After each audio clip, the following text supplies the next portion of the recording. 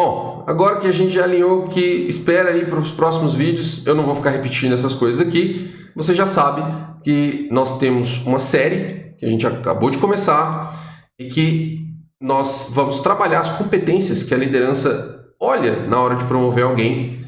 Isso vai ajudar você a se tornar o profissional inevitável, aquele profissional que é sempre a escolha mais óbvia a ser promovida para um cargo de liderança. E a primeira coisa que eu escolhi para que a gente pudesse olhar, e aqui eu estou falando por que eu escolhi, porque não necessariamente você vai encontrar um consenso entre as pessoas do qual que é mais importante e qual que não é. Então eu achei interessante eu fazer uma curadoria e trazer aqui o que eu considero mais importante. Competências tem várias, né? A gente vai trabalhar várias e depende de qual é a sua realidade. Existem algumas que são mais comuns para que a liderança olhe com um pouco mais de carinho. Então eu escolhi essas, que a liderança pode observar com mais cuidado, beleza? Então, vamos lá. A primeira coisa que eu entendo que seja interessante é você precisa saber dar ordens. Só que para você saber dar ordens como líder, você precisa saber receber ordens. Muita gente fica meio chateada quando recebe uma ordem direta. Você chega lá e fala, eu preciso que você faça A, B e C. A pessoa ela acaba se sentindo mal com isso. E é até estranho pensar, porque parece que a gente está ofendendo a pessoa. Aí você fala, nossa, mas isso não existe. Existe. E é muito comum acontecer da pessoa acreditar que aquilo ali é um problema pessoal. Ela entende que receber uma ordem expressa e direta do chefe pode ser um ataque pessoal. Pode ser que o chefe está pegando no pé, pode ser que o chefe está dando muito serviço e porque não gosta dela. Entende? Isso é um reflexo da nossa estrutura cultural. O país nosso, ele tem pessoas que são afetadas demais. Elas acreditam que tudo gira em torno delas. E por conta disso, quando você dá uma ordem direta, é um ataque frontal às próprias crenças que ela tem. Como assim esse cara tá me dando ordem? Ok, você tem a hierarquia, a pessoa sabe disso. Mas ela ao mesmo tempo acredita que você tem uma liderança horizontal. As empresas trabalharam muito esse conceito de liderança horizontal, né? Porque, não existe hierarquia na empresa aqui.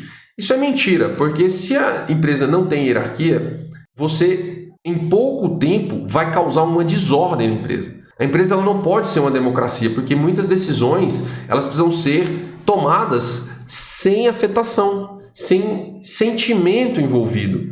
E é por isso que isso é uma das principais características que a liderança precisa ter.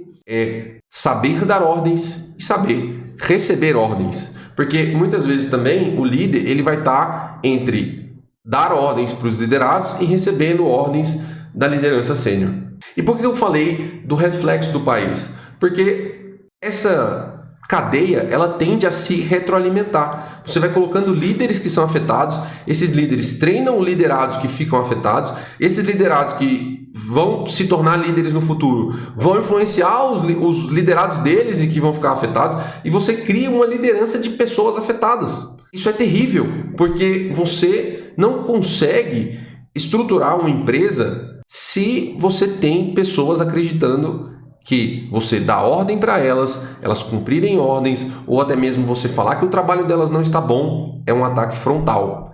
E a competência que eu estou falando é a de comando. Beleza? Então, vamos sair dessa afetação e vamos entender como que funciona. A competência de comando é o seguinte, você vai dar as ordens, mas você não pode exercer um autoritarismo. Você ficar com medo ou transmitir medo na hora de dar uma ordem para uma pessoa. As pessoas vão fazer aquilo ali só porque você mandou. Elas estão obedecendo o líder imediato delas. Essa é uma das piores formas de exercer a autoridade. Inclusive, os bons profissionais eles acabam pedindo demissão no longo prazo por causa de líderes como esse, que vão lá e falam, você tem que fazer isso e ponto final. Não, muito interessante você, na hora de fazer isso da maneira certa, dar um contexto, explicar por que você está pedindo aquilo, explicar por que você acredita que aquela é a melhor decisão. Porque isso mostra que você tem confiança nos seus liderados. Isso dá margem para que ele possa também trazer a perspectiva dele. se você tem uma mesma opinião que a dele ou se ele tem uma opinião diferente, e você inclusive pode pegar essa opinião diferente e fazer um cruzamento de informações e tentar entender se o que ele está falando também tem sentido. É por isso que ele existe, porque você contratou ele para te ajudar a tomar a decisão e não para que você tomasse decisão sozinho. Caso contrário, para que você vai contratar alguém? Quem trabalha a competência de comando possui uma capacidade muito forte, que é a de dizer não para o que não importa, e sim para as coisas que vão realmente dar resultado. E essa pessoa que fala não, ela não está preocupada em o que você vai sentir quando ela recusa a atividade que está te passando. Agora tem um problema, porque se você fala não para uma pessoa, mas você também não dá a possibilidade dela de buscar outras alternativas, você está sendo um defletor. O que é isso? Algo chegou em você, você simplesmente fala, não é comigo, e a pessoa que se vire. Isso demonstra uma falta de colaboração. E quando essa falta ela é notada, pode ter certeza que vai vir um feedback negativo para você, e isso contribui negativamente para a sua visibilidade. É claro, se você receber o feedback e você mudar a partir daquele momento, você agiu da forma correta. Eu já vi muitos profissionais que simplesmente defletem o problema e eles não estão preocupados em resolver. Isso é horrível e normalmente quando isso acontece, eu chamo essa pessoa e falo, cara, eu preciso da sua ajuda porque me falaram que você resolveria esse problema. Se não é você pode me indicar quem é? Às vezes a pessoa fala, claro, eu posso te ajudar, fulano pode ajudar você. Aí uma outra pessoa diferente, né, que eu fiz a mesma pergunta, pode falar assim, não, eu não sei quem é. E aquilo ali fica vago. Se essa pessoa ela mantém o posicionamento depois que eu perguntei a segunda vez, eu falo com o líder dela. Falo, olha, essa postura não é uma postura esperada da empresa que a gente trabalha. Ela tem que ser uma pessoa mais resolutiva. Se eu cheguei nela, é porque alguém me falou que ela poderia resolver o problema. Se ela não sabe, ela precisaria pelo menos me indicar alguém que poderia dizer. E normalmente o que acontece é, ou o chefe fala quem seria uma pessoa que poderia me ajudar, ou ele diz, olha, eu não sei qual que é o contexto, eu vou conversar com essa pessoa, darei o feedback para ela e vejo se existe alguém que realmente consiga te ajudar. Caso contrário, a gente vai ter que buscar outras alternativas. Você muda a forma de falar e é uma maneira muito melhor de mostrar colaboração ao invés de mostrar essa tendência a defletir um problema. Uma outra coisa que você precisa tomar cuidado é quando você fala não para pessoas que estão muito acima de você na empresa. Isso é um problema... Isso é um ponto muito delicado, porque as pessoas falam, eu não quero engolir sapo, não sei o quê, pipipipopopó. Vocês têm que entender que em todo lugar existe uma certa política ou um certo código de conduta mesmo, em que é importante você respeitar quem está ali há mais tempo. E não por uma questão de que você não saiba ou que aquela pessoa realmente tenha a verdade, mas uma questão de cortesia. Essa pessoa está ali há mais tempo, ela tem mais bagagem, ela tem mais experiência, por que não ouvir essa pessoa e dar para ela o benefício da dúvida? Então toma cuidado para quando você falar não para uma pessoa, que essa pessoa não sinta que o ego dela foi ferido. Fale da melhor forma possível, entenda como você estrutura isso de uma maneira que seja adequada, porque se você fizer da forma como o brasileiro está acostumado a fazer, responder com o estômago, muito provavelmente você vai prejudicar a sua carreira. E como que você treina essa competência?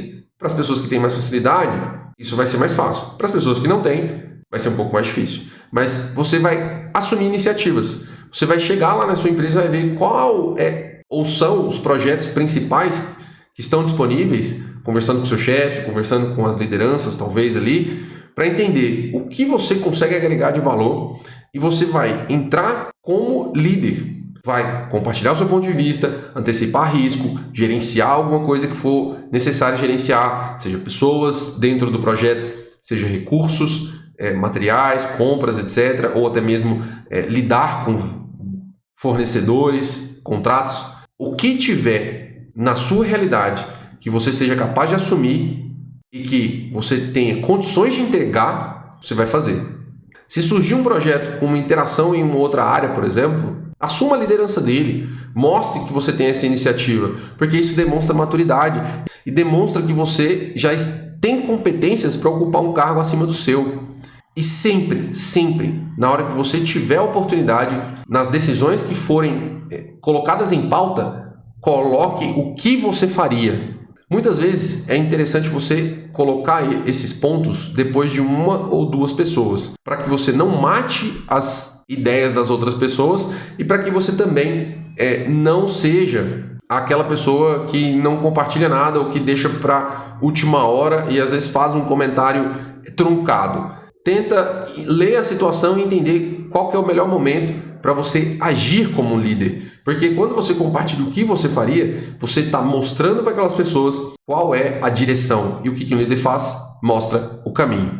As pessoas esperam que o líder dê essa direção. Você vai precisar aprender a dar essas ordens para elas, porque elas vão aprender a seguir você como o líder, como o cabeça, para que elas consigam entregar um resultado bom. E se você ainda não é o líder, se coloque nessas situações para que você consiga exercer esse papel. Ah, mas eu não sou o líder do projeto. Mas você pode atuar como líder na sua frente. Na frente que você está ali coletando dados, fazendo análise, seja o que for, onde você trabalha, como que você consegue atuar como protagonista.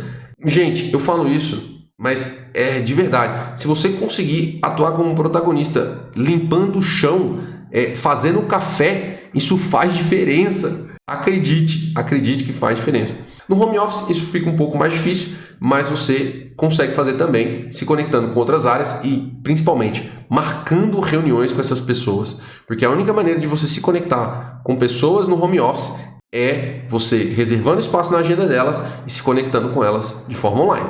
Então não deixe de fazer isso. A atividade prática de hoje para você vai ser essa. Você vai buscar um projeto interno para que você possa assumir a liderança dele. Você vai se colocar à disposição de agir como líder desse projeto e conduzir ele até o final, em alinhamento claramente com o seu gestor, e que será mais um sucesso de projeto no seu portfólio.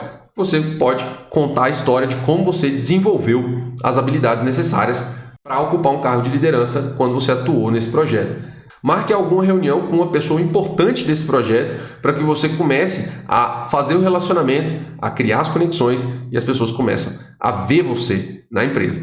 Beleza? Aprendemos aqui sobre a primeira competência, que é o comando. Te vejo no próximo vídeo.